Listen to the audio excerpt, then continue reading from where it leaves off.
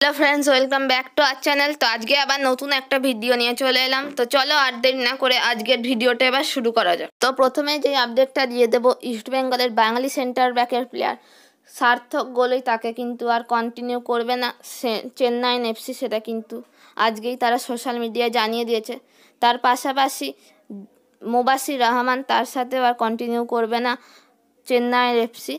দুজনের সাথেই কিন্তু 2025 পর্যন্ত চুক্তি আছে ইস্টবেঙ্গল। তাদেরকে চাইলেই অন্য কোনো ক্লাবে আবার লোনে পাঠাতে পারে, আবার কিন্তু সিএফএল বা ডুরান্ড কাপের মতো টুর্নামেন্টেও খেলাতে পারে। তো তোমাদের মতামতটা অবশ্যই কিন্তু কমেন্টে জানিও। এবং দিমিত্রিয়াস দিয়ামান্তাকস, তার ব্যাপারে ইস্টবেঙ্গল অনেকটাই এগিয়ে পড়লো, কারণ মুম্বাই সিটি এফসি কিন্তু আর কন্টিনিউ করছে না এই লড়াইটা দিমিত্রিয়াসকে নেওয়ার জন্য। সূত্রের যা আপডেট, ইস্টবেঙ্গল কিন্তু 2 বছরের চুক্তিতে এই দিমিত্রিয়াসকে সাইন করানোর চেষ্টা করছে। অল সেট টু সাইন, কোনো অঘটন না ঘটলে কিন্তু এই প্লেয়ারটা পরের বছরে ইস্টবেঙ্গলের জার্সি গায়ে খেলবে। এবার মুম্বাই কেন ছেড়ে দিল? মুম্বাই কিন্তু সিটি গ্রুপের কোনো একটা ভালো স্ট্রাইকারকে নেওয়ার চেষ্টা করছে। তো আজকের মতো এইটুকুই। ভালো লাগলে অবশ্যই চ্যানেলটাকে লাইক, শেয়ার এবং সাবস্ক্রাইব করে দিও। তো চলো, দেখা হচ্ছে আবার অন্য কোনো ভিডিওতে। ততক্ষণের জন্য টাটা।